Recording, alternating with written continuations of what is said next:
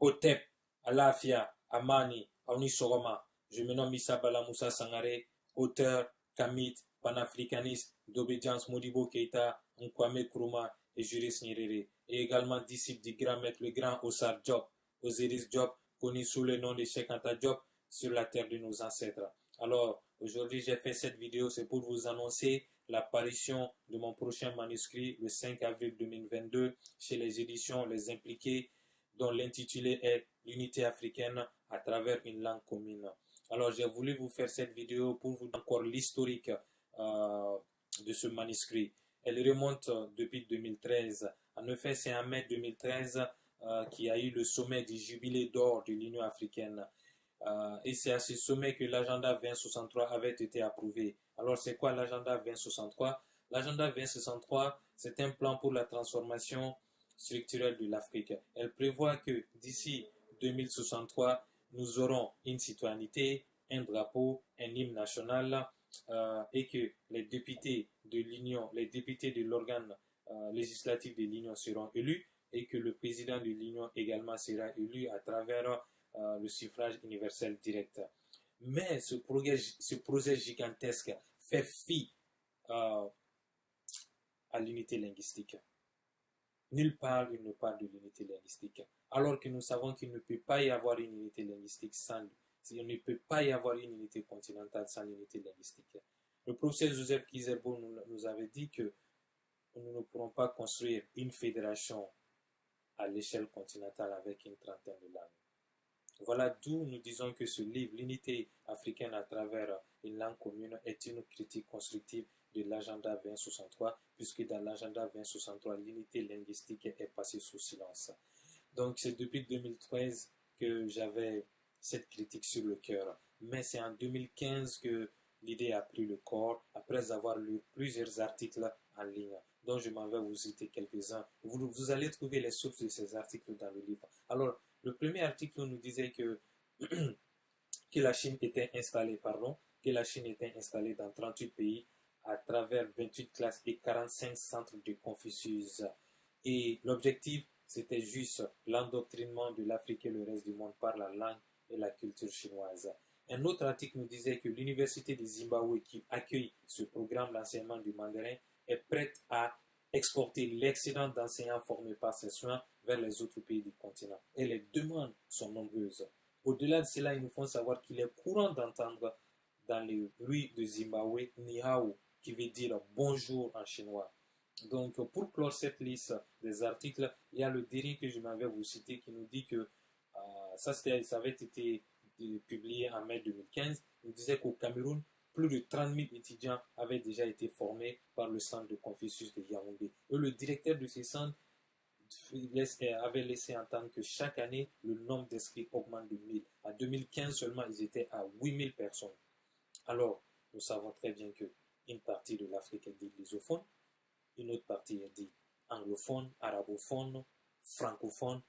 Mais nous savons qu'il n'en est rien de tout cela. Au-delà de cela, on sait que le mandarin est enseigné dans les écoles publiques en Afrique du Sud, en Tanzanie, Madagascar, Cameroun. Alors moi, je me suis dit, si nous ne prenons pas garde, mais bientôt, soit une partie de l'Afrique serait dite sinophone, ou toute l'Afrique serait dite sinophone. Moi, mes travaux de recherche se sont arrêtés en 2017. La Chine était déjà présente dans 38 États africains, je vous l'ai dit. C'est sûr que ce nombre a augmenté.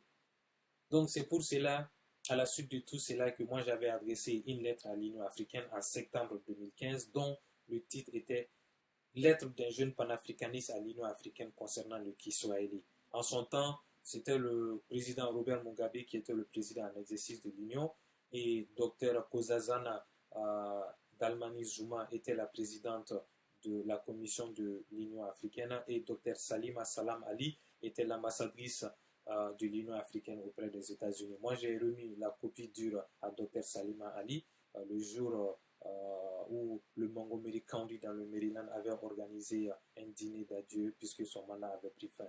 Bon, je ne sais pas s'il a eu la chance de lire ou pas puisque ce jour-là, il a eu énormément de cadeaux. Mais après avoir publié ma lettre d'un jeune panafricaniste à l'Union africaine concernant le Kiswahili, j'ai reçu énormément de retours. Énormément de retours dont je vais vous parler juste de deux. Il y a un frère du Congo, Congo-Brazzaville, qui est installé en Italie, qui m'avait contacté. Donc lui, il me proposait de faire un sondage en ligne et voilà, d'inciter les Africains à y participer et de remettre les statistiques à l'Union africaine pour l'adoption d'une langue commune. On a eu à échanger plusieurs fois, mais malheureusement, le projet n'a pas eu lieu. Et après, également, la publication en ligne, un autre grand frère malien m'avait contacté en me disant que moi, Peul, tu penses que je vais accepter qu'on enseigne une autre langue africaine à mon enfant à l'école? Je lui ai dit, mon grand frère, moi également, je suis Peul. Mais ce qui est en jeu, c'est plus grand que toi et moi. Ce qui est en jeu, c'est plus grand que notre ethnie. Ce qui est en jeu, c'est l'avenir et le devenir de plusieurs millions d'âmes, de plusieurs millions d'Africains. Nous devons faire des concessions. Je dis, mais quel est notre problème, nous les Africains? Quel problème nous avons avec l'unité? Le docteur Cheikh Anta Diop nous a dit, il dit que l'unité linguistique n'est pas un phénomène naturel. Ce n'est pas un phénomène naturel. C'est la volonté, c'est l'acquisition volontaire d'un peuple. C'est le résultat d'un effort conscient. Il a été clair. Il dit l'unité linguistique, je le cite, l'unité linguistique n'est pas un phénomène naturel. C'est l'acquisition volontaire d'un peuple. C'est le résultat d'un effort conscient. Alors, qu'est-ce que nos dirigeants sont en train de faire par rapport à cela? Qu'est-ce que nous, les Africains, nous sommes en train de faire par rapport à cela? Nous sommes là en Afrique et nous sommes en train de faire l'union avec d'autres continents. Nous sommes là en Afrique, nous sommes en train de nous lier avec d'autres continents, avec d'autres personnes qui ne sont pas africaines, mais nous ne parvenons pas à faire l'union avec nous-mêmes. On sait qu'il ne peut pas avoir une unité continentale sans unité linguistique. Les deux vont de pair. Mais qu'est-ce que nos autorités sont en train de faire? Qu'est-ce que l'Union africaine est en train de faire? D'où ce présent livre, l'unité africaine à travers une langue commune. Oui, il nous faut aller à l'unité linguistique. Que nous le voulons ou pas, il nous faut aller à l'unité linguistique. Et je ne sais pas où est le problème. Si nous n'avons pas de souci à ce qu'on nous enseigne en français, en anglais, alors je vais même vous donner un exemple. Moi, je suis exogame, je suis panafricaniste même par alliance. Mais c'est à travers une langue de colonisation, une langue de domination, une langue impérialiste que moi et ma femme, nous communiquons. Et je ne suis pas le seul. Combien d'Africains sont dans cette situation? Alors pourquoi ne pas faire un effort afin d'adopter une langue africaine qui sera la langue commune, la langue panafricaine, la langue de communication en Afrique? D'où ce présent livre. Comme vous le savez, de la création de l'Organisation de l'Unité africaine, l'enceinte de l'Union africaine, jusqu'en 2003, il n'y avait aucune langue africaine nommément citée comme langue de travail ou langue officielle. La charte de l'Organisation de l'Unité africaine, adoptée et rentrée en vigueur le 25 mai 1963, stipule à son article 29 que les langues de l'organisation et de toutes ses institutions sont, si possible, les langues africaines, le français et l'anglais. Le français et l'anglais est nommément cité, mais aucune langue africaine. L'acte constitutif de l'Union africaine, adopté à Lomé en mai 2000 et rentré en vigueur en juillet 2001, stipule à son article 25 que les langues de l'Union sont, si possible, toutes langues africaines, ainsi que le français, l'arabe, le portugais et l'anglais. Maintenant, le portugais et l'arabe ont fait leur entrée comme langue de travail à l'Union, mais aucune langue africaine n'est nommément citée.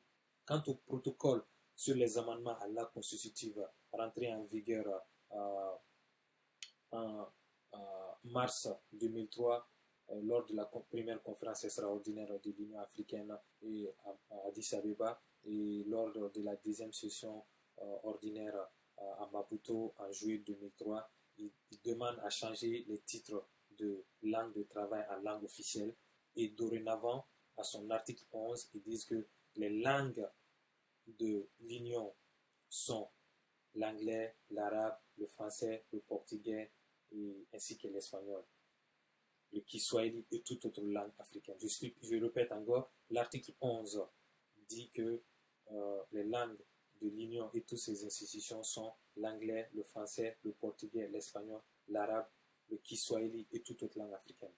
Pour la première fois, une langue africaine a été élevée au même rang que les langues de colonisation comme une des langues officielles de notre institution fêtière qui est l'Union africaine. Ça, c'était en 2003. C'était la première fois et c'est la seule langue africaine qui a été érigée au même rang que les langues de colonisation comme langue officielle de notre institution fêtière. Et vous allez le constater, en 63, on disait que les langues sont si possible les langues africaines, ainsi que le français et le portugais. En 2000, l'acte constitutif de l'Union africaine disait que c'est toute langue africaine, ainsi que le français, le portugais, l'arabe et l'anglais. Mais en 2003, ils ont changé la manière de faire la chronologie, la manière de lister. Ils ont commencé avec les langues de colonisation et terminé avec le Kiswahili et toute autre langue africaine. Pourquoi? Le manifeste est là. Ça veut dire que nos dirigeants jusqu'à présent, ils n'ont pas le courage de nous amener vers l'adoption d'une langue africaine comme langue officielle. Le constat est là, il faut le dire. Le manifeste est là. Le président Alpha Omar Konaré, c'est grâce à lui-même, il faut le dire et le souligner, que le Kiswahili avait été élevé au même rang que les autres langues comme langue officielle. Il a dit, il dit que nous devons dorénavant accorder une place essentielle à nos cultures et traditions africaines. Sur ce plan, nous devons valoriser nous-mêmes nos langues africaines. Et c'est pour cela que le Kiswahili a été adopté comme une langue officielle de l'Union africaine.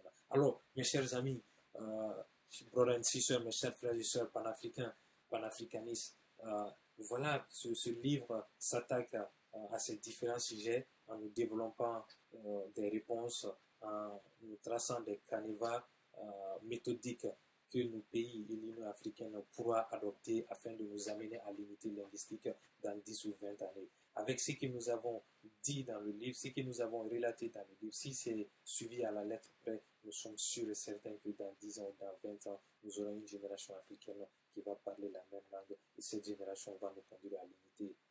Cela est un fait, on n'a pas douté. Donc, le livre sera publié le 5 avril 2022.